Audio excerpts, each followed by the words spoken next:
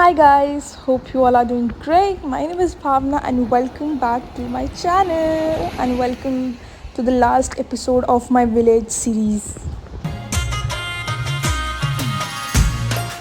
Now guys, हम लोग नीति वैली और कमशाली ट्रैक करके और अब हम जा रहे हैं बद्रीनाथ की तरफ और बद्रीनाथ से आगे 4 किलोमीटर का डिस्टेंस है माणा गाँव।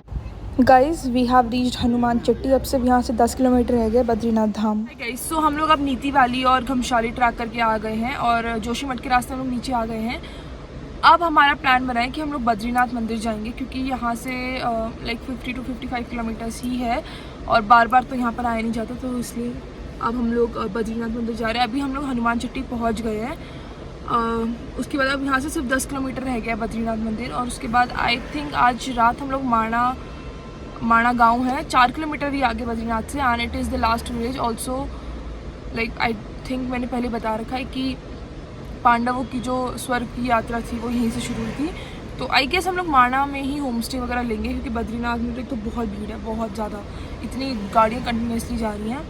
सो या बाकी कल हम लोग जाएंगे कल्पेश्वर, श्री कल्पेश्वर महादेव। ये 5 केदारों में से आई गेस 5वां केदार है। हम अब अगर हम लोग कल्पेश्वर चले गए तो हमारे टोटल 3 केदार हो जाएंगे, विच इज़ तुंगनाथ जो सबसे पहले करा था, Rudranath and third one will be Kalpeshwar. और कल्पेश्वर महादेव में शिव जी की जटाओं की पूजा करी जाती है, मतलब ऐसा माना जाता है कि उनकी जटाएं हैं वहाँ पर।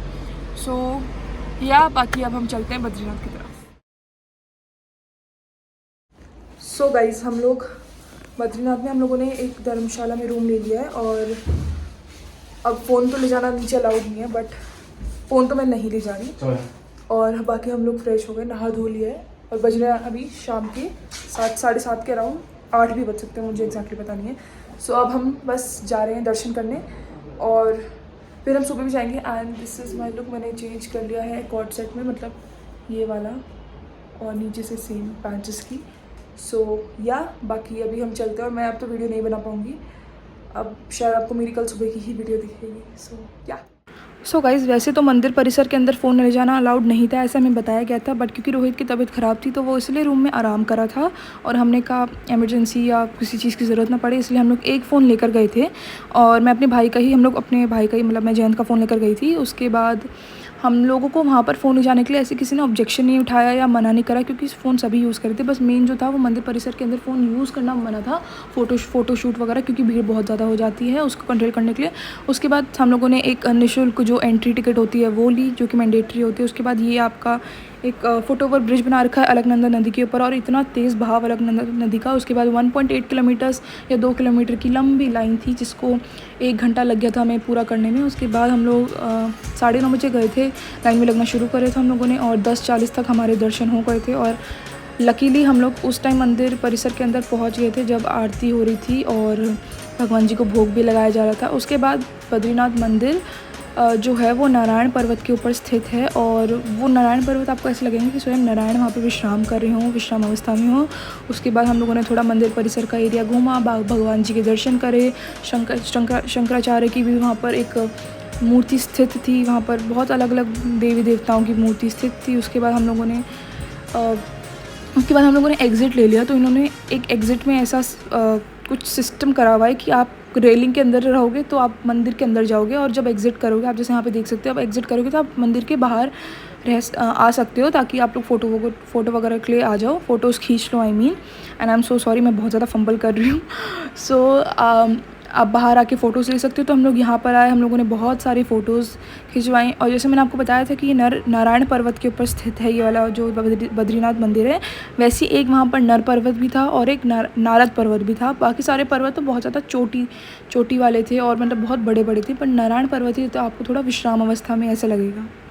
हम हैं बद्रीनाथ मंदिर और जैसे कि आपने देखा यहाँ से अलकनंदा नदी बहती है और यहाँ पर ना कुंड है जहाँ से आप देख सकते हो भाप आ रही है, तो वहाँ आपके यहाँ पे पानी उबल रहा होता है, गर्म होता है वहाँ पे पानी।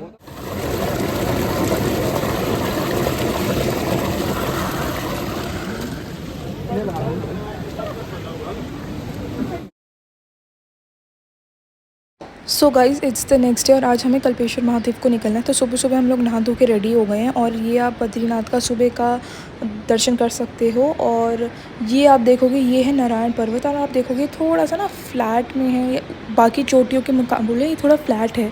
तो मैं अब मेंशन करना भूल गई थी कि यहाँ पर इतनी सुंदर लाइटिंग होती है रात को, सुबह हर टाइम यहाँ पे लाइटिंग होती है। यहाँ पे दर्शन का जो टाइम है वो 4 बजे से है रात को 11 बजे तक। और ऐसा कहा जाता है कि विष्णु भगवान यहाँ पर सुबह 4 बजे से लेकर 12 बजे तक विराजमान होते हैं, उसके बाद वो जगन्नाथपुरी चले जाते हैं। बद्रीनाथ में दर्शन करके अब हम लोग कल्पेश्वर महादेव को निकल गए। जोशीमठ के रास्ते आते हुए आगे हिलांग पड़ता है, हिलांग से कल्पेश्वर का रास्ता कट जाता है, कल्पेश्वर महादेव का रास्ता कट जाता है। वहाँ से कल्पेश्वर महादेव जाने के लिए 2 रास्ते हैं हिलांग से। एक तो पक्का रास्ता भी ये ख़राब ही रास्ता है, आप देख सकते हो। उसके अलावा वहाँ पर दूसरा रास्ता जो ये और ख़राब है, वहाँ पर लकड़ी का पुल पार करके जाना पड़ता है, नदियाँ पार करनी पड़ती है रास्ते में। 1-2 इंच तक तो वहाँ पे रेत भरी पड़ी थी, क्योंकि यहाँ पे पूरा रास्ता बन रहा था और साइड में नीचे खाई थी। हम लोगों को वहाँ पे वैसे ही पहले सचेत कर दिया गया था कि आपको नदी पार करनी पड़ेगी, लकड़ी का पुल।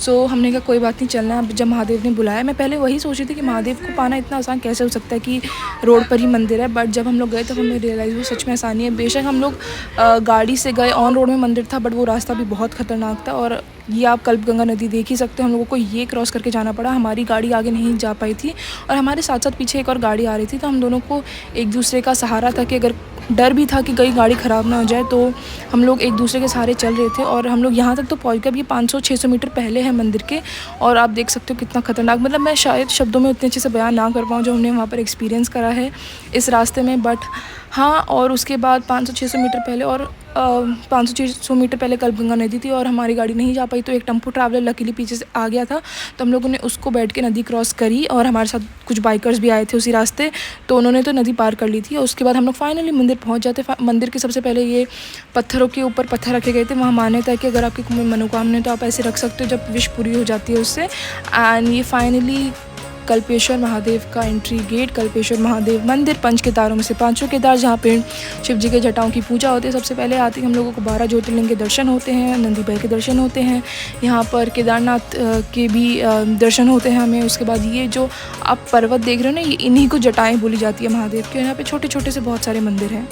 कल्पेश्वर महादेव मंदिर समुद्री तल से 2134 मीटर की ऊंचाई में स्थित है और ये चमोली गढ़वाल के कल्पगंगा घाटी जो है वहाँ पर स्थित है। और ये गुफा के अंदर जहाँ पर शिव जी की जटाएं हैं वहाँ पर उनको पूजा जाता है। हाय गाइस, सो हम लोग अब कल्पेश्वर महादेव मंदिर से पूजा करके अब नीचे जा रहे हैं। यहाँ पर एक झरना बहता है और यहाँ पे कल्पगंगा, ये जो नदी है मेरे पीछे, आई डोंट, हाँ ये वाली, तो ये कल्पेश्वर महादेव के दर्शन करके फाइनली 3 दिन बाद हम लोग घर जा रहे हैं। और मेरी विलेज सीरीज़ भी यहीं ख़त्म होती है और मेरी ये वाली वीडियो भी यहीं ख़त्म होती है। आई होप आपको मेरी ये विलेज सीरीज़ और मेरी वीडियो अच्छी लगी हो। अगर अच्छी लगी हो please like, comment, share and subscribe to my channel. See you in the next video, bye.